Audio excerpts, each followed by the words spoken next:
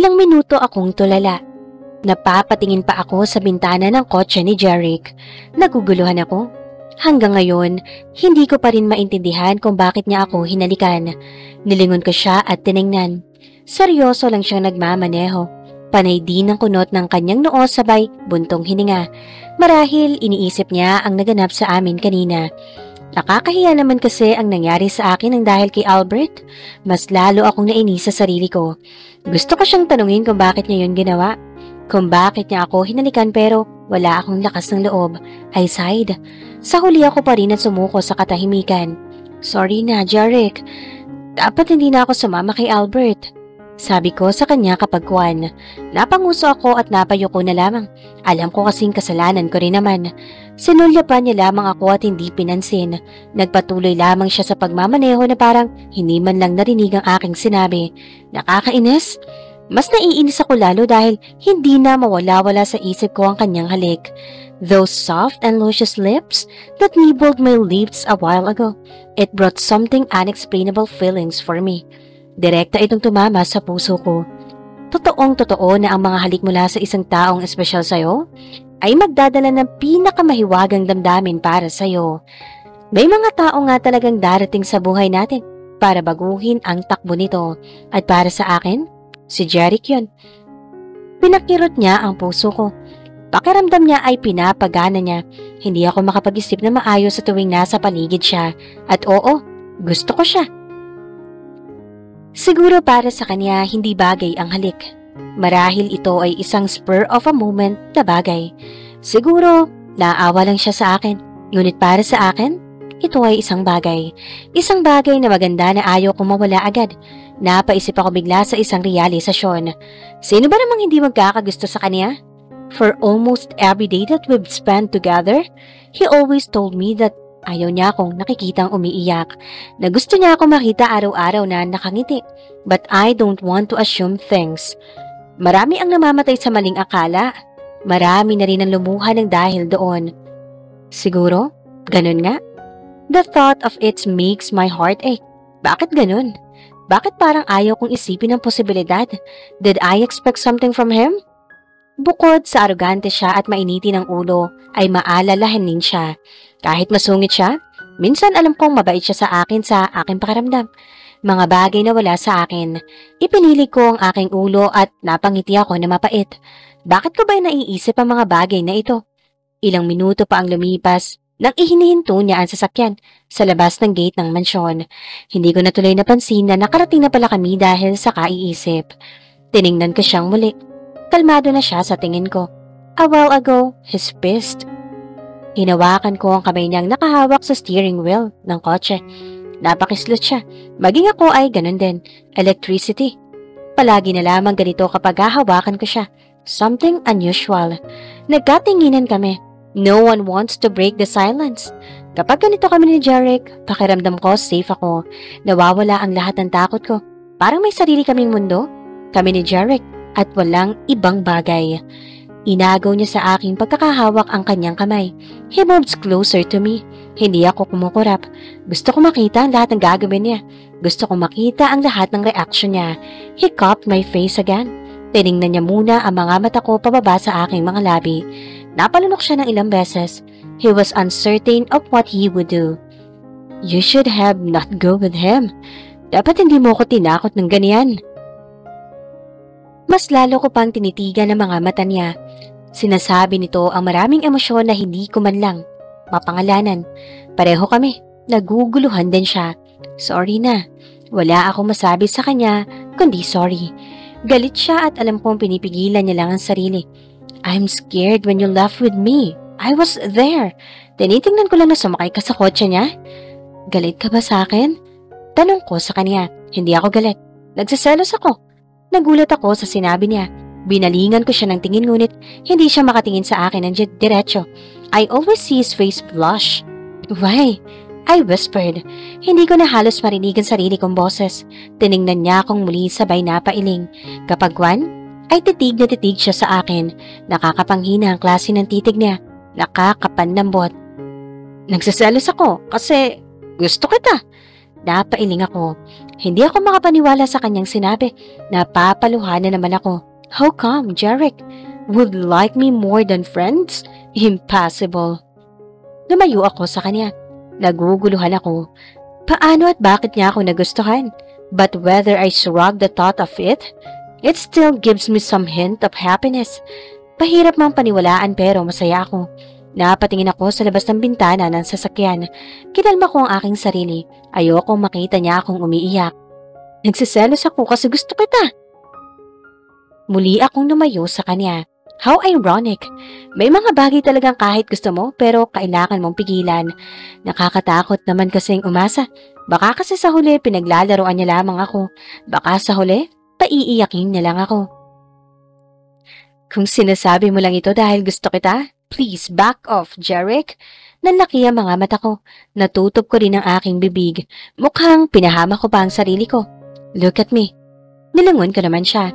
He has a playful smile in his face. Hinawakan niya ang baba ko at tinitigan akong mabuti. Kaya gusto mo ako, ha? Napayo ko ako.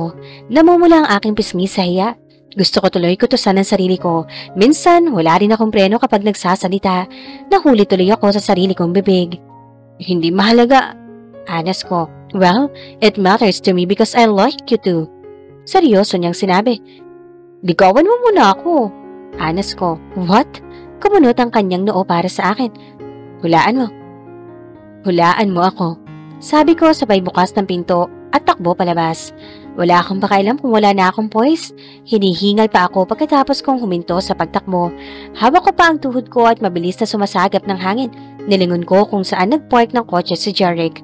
I just need to stay away from there. I just need to stay away from him. Because even if I don't admit it in myself, his presence affects me. His confession confused me. Kinabukasan ay maaga akong nagising. Hindi naman kasi ako pinatulog ng sinabi ni Jeric sa akin. Nakakainis nga na kahit anong pilit kong ipikit ang aking mga mata, ay ang seryosong mukha pa rin niya ang aking nakikita. Nakapag-ayos na ako ng aking sarili at handa na sa pagpasok ng school. Nagpaalam muna ako kay Nanay Conching at mabilis kong tinungo ang sasakyang palagi naghahatid sa akin. Ang saya-saya ko pa nang buksan ko ang pinto ng kotse, ngunit napalis ang lahat ng ngiti ko nang hindi si Jeric ang aking nabungaran sa loob. Manong Nestor? Nasaan pa si Jeric? Tanong ko kay Manong. Lumingon naman siya sa akin at sumagot. Kakamot-kamot pa siya sa kanyang ulo na parang nahihiya. Pinuntahan ako kanina, ang sabi, pagod daw siya. Tinanguan ko na lang si Manong. Medyo nasaktan ako sa sinabi niyang pagod si Jeric. Siguro sa kakahatid sundo sa akin kaya siya napagod o dahil sa nangyari kahapon. Alinman sa dalawang rason, nalungkot pa rin ako. Sabi ko na nga ba? Pwede akong maniwala, pero bawal akong umasa. Masasaktan lang ako sa huli. Buong araw akong wala sa sarili sa school. Sinapa ko rin si Albert kanina sa sobrang bad trip ko sa kanya. Sinigurado ko malakas ang pagkakasapa ko namang makabawi man lang ako sa panloloko niya sa akin. Nakasimangot ako buong araw. Kahit pinagtitinginan ako sa school ay wala akong pakialam. Pagmamaldita ako dahil gusto ko. Pakialam ba nila? Hanggang sa makauwi ako ay busangot pa rin ang aking mukha. Hindi pa rin nagpapakita si Jeric sa akin, kaya mas lalong nagiinit ang ulo ko. Natigil ang paglalakad ko sa loob ng mansyon nang may mga paang humarang sa daraanan ko. Alam kong si Jeric ito dahil wala namang ibang tao dito sa mansyon. Tiningala ko siya. Kinunot ko ang aking noo. Ano kayang kailangan ng mokong na to sa akin? Bakit? Pagtataray ko sa kanya. I'm sorry, I didn't drive you to school. I had an emergency in the city. Sabi niya. Lalampasan ko na sana siya nang hulihin niya ang aking kamay at dinala sa kung saan. Napakahigpit na pagkakahawak niya sa akin. Nanlaban ako ngunit malakas siya kaya nagpatianod ako sa kanya. Sa huli, talo niya pa rin ako. Galit ka ba? Bakit naman ako magagalit kung hindi mo ako nahatid sa school, di ba? Kasi nga busy ka. O kahit anong dahilan mo, wala akong pakialam. Natigil ang lahat ng sasabihin ko nang halikan ako ni Jeric sa labi. Nanlaki ang mga mata ko sa kanyang ginawa. Nanlaki rin ang butas ng aking ilong. The nerve of this guy? Nang magsawa siya sa kakahalik sa akin ay saka pa lamang niya pinakawalan ng aking mga labi. Pinangusapan ako ng hininga. Pagkatapos ay pinanlakihan ko siya ng mga mata. The only way to shut your mouth, sabi niya sa akin habang ngingiti-ngiti. Hindi ko alam ang gagawin ko. Naguguluhan ako sa lahat ng pinapakita niya sa akin at maging sa pinaparamdam niya. But only one kiss and every doubt is gone. Just one kiss and everything is back again. Can I kiss you more? He pleaded. He's looking at me intently and I am to him too. Tumango ako. Gusto ko rin naman ang pakiramdam ng mga labi niya sa labi ko. It made me calm.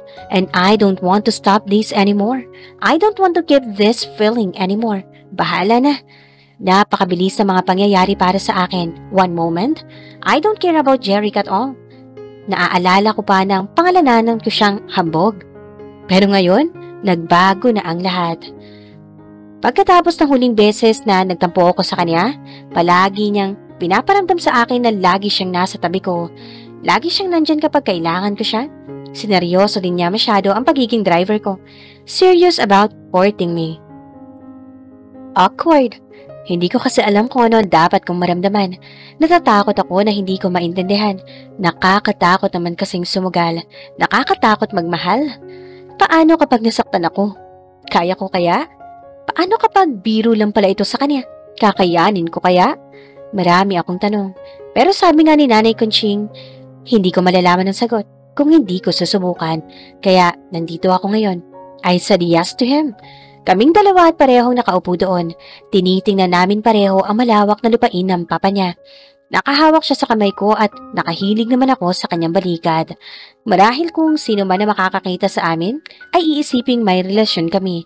Totoo naman yun. Ngunit hindi pa nga lamang opisyal. Palagi kaming ganito. Kapag kaming dalawa lang ni Jeric, palagi siyang sweet sa akin, maging ako sa kanya. Give and take, kumbaga. Komportable kami sa isa't isa. Yun ang totoo. Bakit mo ako nagustuhan? Basag ko sa aming katahimikan. Do I need to answer that? Tiningala ko siya at kinununutan ng antipati ko din talaga si Jeric minsan. Napabuntong hininga muna siya bago niya ako sinagot. Just like you. I don't know. It just came all of a sudden when I saw you inside the comfort room, crying. I am so mad.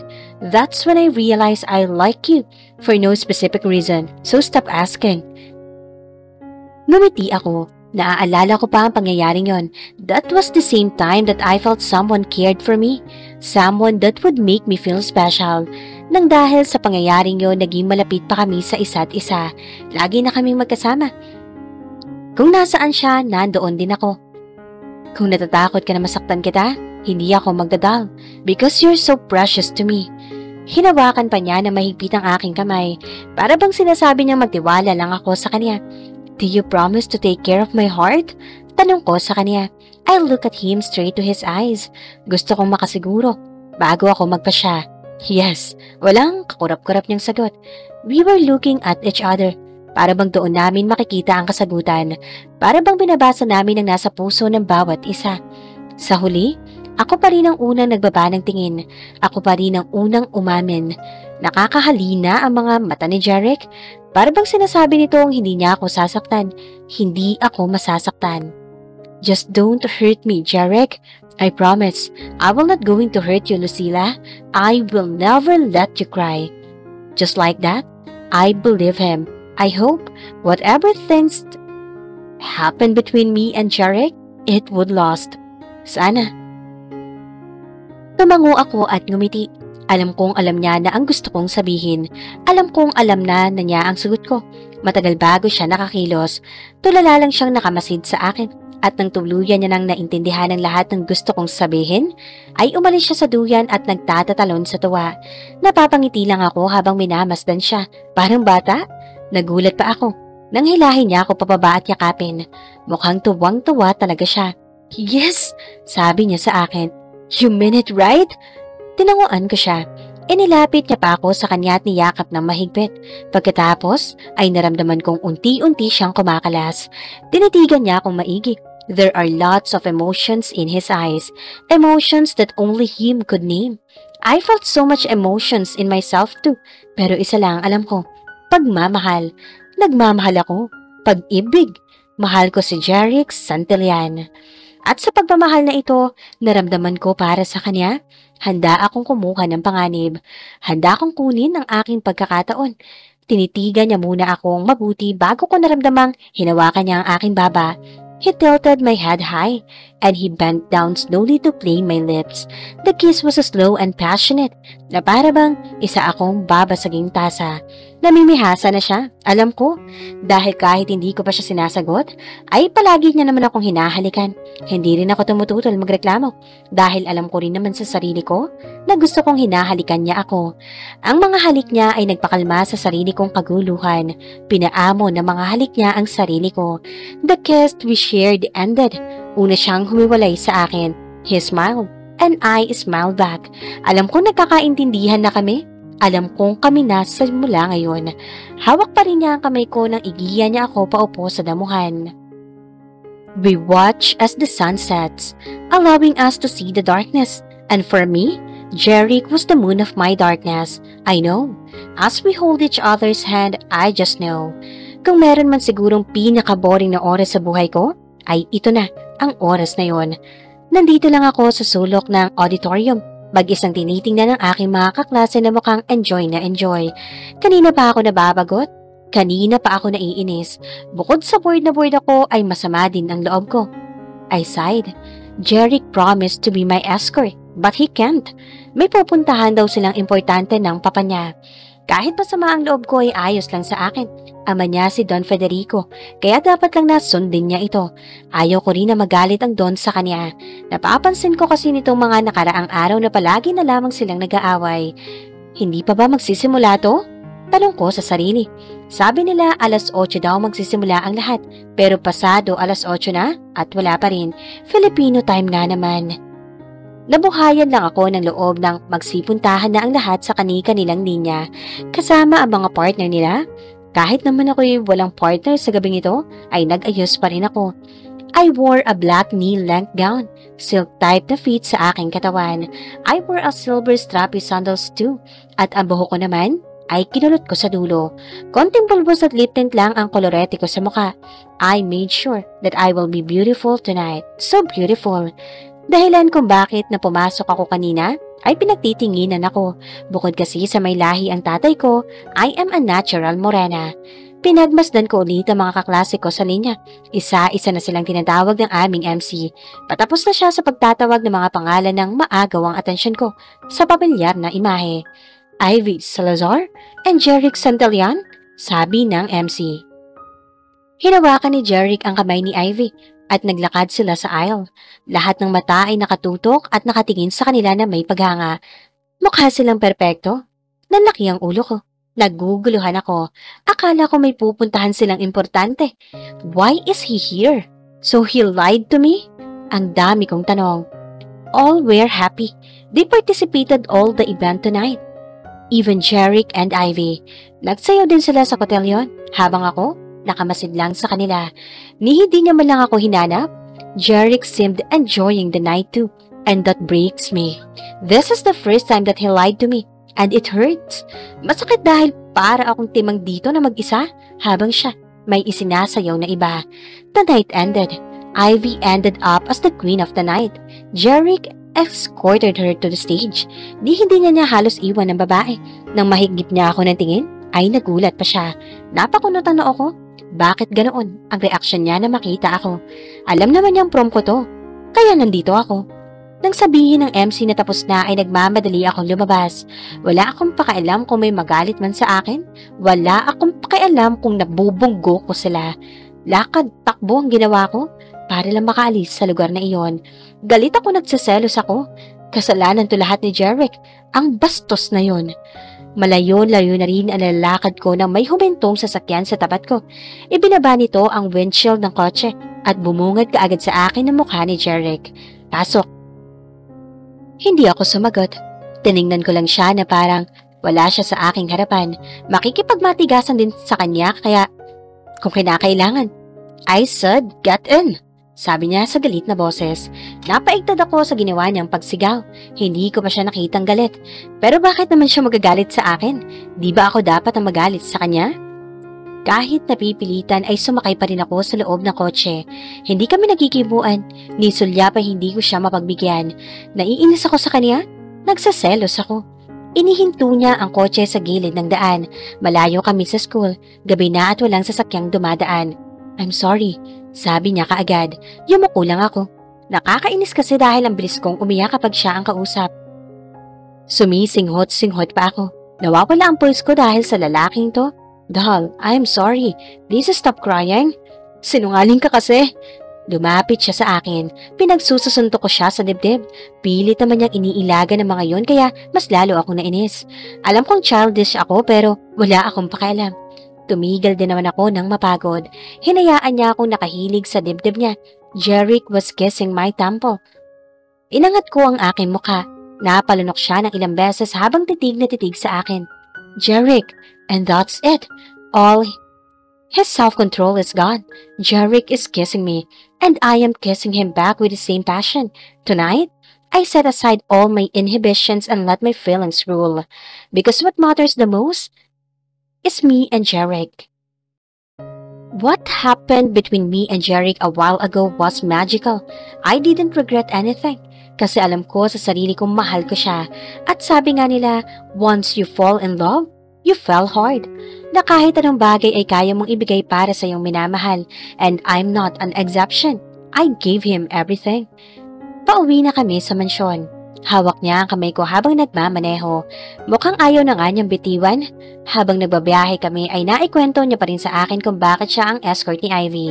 Pinakiusapan daw kasi siya ng ama nito. Ayos lang naman sa akin.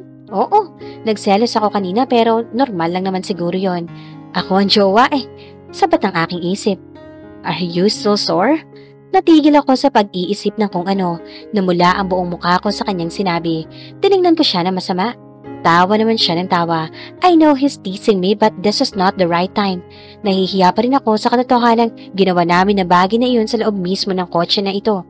Ang landi mo? Tigilan mo ko ha? Inirapan ko siya. Napuno ng kanyang halakhak ang loob ng sasakyan. Masyado siyang masaya ngayon? Nakakairita? Oh baby, you're so cute. Especially when you blush like that. Kinindatan niya pa ako. Nakakainis. Halatang nagpapakyut. Ilang sandali pa ay tinigil niya ang kotse sa may gate ng mansyon. Gabi na at tahimik na ang paligid. Bumaba siya at pinagbuksan ako ng pinto. Iika-ika pa ako ng mapatapak sa lupa. Masakit pa rin kasi. Hindi ko naman kasi alam na malaki pala yun. Mahirap din palang gawin yun kapag sa loob ng kotse lang. Ipinili ko ang aking ulo. Ano ba itong pinag-iisip ko? May lamat na nga yata ang utak ko dahil sa ginawa namin kanina. Ayos ka lang ba? Ayos lang naman. Ngumiti siya sa akin. Sa tuwing ngumingiti siya, napapabuntong hininga ako. Nangangatal din ang mga pa ako. Nakakapanghina ang kanyang mga ngiti. Pwede na nga siya maging model ng toothpaste. Pantay-pantay na ngipin na mapuputi na siyang lalo pang nagpadagdag sa karisma niya. Dito ka na lang. Wag mo na akong ihatid. Baka makita ka pa ni nanay. You're not feeling good. I should been gentle a while ago. It was your first time. Walang kaabog-abog na sabi niya. Lumingon muna ako sa paligid bago ko siya pinanlakihan ng mga mata. Kailangan mo bang i-broadcast yon? Tawa ulit siya ng tawa. Napapailing ako sa kanyang kinikilos. Akmang maglalakad na ako palayo sa kanya nang hawakan niya ang aking kamay. Pinihit niya ako pabalik sa kanya at tinitigang mabuti. Nasaan ang halik ko? Kailangan pa ba? Puta ka na sa akin ah. Ano? Wala. I said okay. Pinaikot ko ang aking mata. Wala na akong lakas para makipagtalo pa sa kanya. Kahit kasi hindi ko siya pagbigyan, magpupumulit pa rin siya. Kaya wala rin. Nagpakatigas ng kaniyang ulo sa mga bagay na gusto niya. Nakakatuwa na nakakainis siya minsan. Tumingin siya sa mata ko. Palagi naman ganito. Kapag tumingin siya sa akin, nawawala lahat ng logic ko. Nawawala lahat ng inhibitions ko. Hinawakan niya ang mukha ko at yumuko para halikan ako. Agad kong ipinigkit ang mga mata ko. Hinihintay ang pagdampi ng labi niya sa labi ko. At kapag nangyari ito, ang pakiramdam ay hindi maipaliwanag. Sobra lang. Marahan lang ang halik niya sa akin. Banaya dito sa pakiramdam. Una siyang lumayo sa akin na matapos niya akong halikan. Now, I just had my sleeping pill. Niyakap pa niya ako at marahang hinalikan ang aking ulo. I love you. Dagdag niya, bago ako tuluyang pinakawalan. Sabay kaming naglakad palayo sa isa't isa, ngunit nakailang hakbang ba lamang ako? Nang mapansin kong parang may nakatitig sa akin, nagpalingalinga ako para tingnan ang paligid, ngunit wala naman akong nakita. But when I look up, I saw a man standing right in front of his window. Lalong bumilis ang tibok ng puso ko. Nakaramdam ako ng kaba sa isang iglap. Ano kaya ang iisipin niya sa akin ngayon? Malinaw na nakita niya ang lahat. Ako at si Jeric. Nanatili pa rin siya sa kanyang kinatatayuan, ni hindi man lang ito kumukurap, walang reaksyon ang kaniyang mukha, at mas lalo iyong nakakatakot para sa akin. Ang lalaki ay si Don Federico, at tinitigan niya ako. Kahit kinakabahan ay binilisan ko ang aking hakbang papunta sa bahay. Sa sobra kong pagmamadali ay mamuntikan pa akong madapa. I thought this night would be perfect. Akala ko lang pala yon. Days had passed, everything's going smoothly. Akala ko kakausapin ako ni Don Federico kinabukasan pero hindi nangyari. Siguro, wala lang yun sa kanya. Normal pa rin naman ang pakikitungo niya sa akin. Kahit napapansin kong panay ang pagtatalo nila ni Jeric. Marami na rin ang nagbago sa akin sa eskwelahan. Ivy started to have a conversation with me. Noong una, medyo alangan sa aking pakiramdam. Alam ko kasi hindi kami malapit sa isa't isa. Ngunit ang sabi ni Jeric, mabait naman daw si Ivy. So I give her a try. Total, ilang linggo na lang, graduation day na namin. Hindi ko lang gusto kapag pumupunta siya sa mansyon. Ivy wants Jeric attention so much. Minsan ang dami niyang rason para lang bumisita. Minsan naman, idadahilan niyang gusto niya akong makita. At hindi ako bulag. Alam kong gusto niya si Jeric, but Jeric keeps on telling me that he is mine. Kapag nag-aaway kami, we made love every time na para bang mapapawi ng bagay na yon lahat ng hindi namin pagkakaunawaan. Love making. Ito ay ang aming tahimik na paraan ng pag-uusap. Lucila, wag kang mawawala sa birthday ko ha, sabi ni Ivy sa akin. Nasa kantin kami ngayon at kumakain. As usual, nilibre na naman niya ako. Tiningnan ko muna siya bago nagsalita. Totoong maganda nga si Ivy. May pagkakalog din siya minsan at isip bata. Isa pa, masyado siyang maarte. Nirerespeto ko lang talaga siya kaya mabait ako sa kanya. Hindi naman kasi ako ganoon kasama. Para tanggihan ang pakikipagkaibigan niya sa akin. Kailan ba yon? Next week. Sagot niya sa akin. Kinuha niya ang kanyang inumin at pagkatapos ay maarteng uminom. Tumaas ang kilay ko dahil doon. Ganito ba talaga ang mga mayayaman? Kahit sa simpleng pag-inom lang? Ipininig ko ang aking ulo. Umiiral na naman ang pagiging judgmental ko. Sige. Pagsang-ayon ko sa kanya, sinubok ko ang straw ng iniinom kong orange juice pagkatapos. Si Jeric nga pala ang escort ko at syempre, last dance na rin. Muntik ko nang maibuga sa kanya ang aking iniinom. Ngiting-ngiti pa siya habang sinasabi sa akin ang bagay na yon. Mukhang masaya siya sa kadahilanang si Jeric, ang kanyang escort. Pinakiramdaman ko ang aking sarili. Hindi naman ako nagsiselos. May konting pait lang sa aking pakiramdam. Tago kasi ang relasyon namin ni Jeric. Maging si Nanay Kuncheng ay hindi ito alam. Si Don Federico naman ay hindi pa nakikialam. Tumayo ako at si Ivy para pumasok sa susunod naming klase. Magkaklase kaming dalawa. Sadyang hindi lang kami close noon. Alam mo, gusto ko si Jeric. Pag-amin nito sa akin habang nasa hallway kami at naglalakad. Hindi ako nakakibo. Wala naman kasi akong sasabihin sa kanya. Lalo pa't matagal ko nang alam dahil babae din ako. Marunong ako makiramdam. Nilingon niya ako at tiningnan. Mata sa mata. Para bang may alam siya na hindi ko alam. Gusto ko siya. At kapag gusto ko, nakukuha ko. Walang kakurap-kurap niyang sabi. Kinabahan ako. Kakaibang ka ba? Anong ibig niyang sabihin? Ano ka ba? Bakit ka naman naluluha dyan? Napakurap ako ng ilang beses sa kanyang sinabi. Ayaw ko ng ganitong pakiramdam. Pinakalma ko ang aking sarili dahil baka kung ano pa ang isipin niya sa akin. Ngumiti ako sa kanya kapag wan. Ngiting alam kong malayo sa totoo kong ngiti. Umiling ako pagkatapos. Wala. Masakit lang ang mata ko. Sobrang mahangin kasi. Lumingali nga pa ako sa paligid. I hope she will accept my excuse. Kasi kapag hindi, alam kong mahihirapan akong magpaliwanag. Tumango siya. Hinawakan niya ang kamay ko. Tinitigan niya akong mabuti bago nagsalita. She was smiling when she said the words that will scatter my being. Pero alam mo, seryoso ako. Jeric will be mine. And that made me stunned even more.